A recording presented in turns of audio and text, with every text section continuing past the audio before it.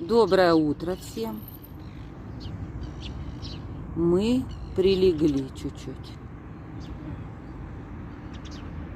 Черемуха цветет. На речку смотрим. Красота. Это наша утренняя прогулка.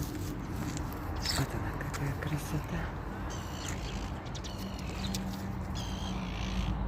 Пошла гонять любимых своих ворон-сорок.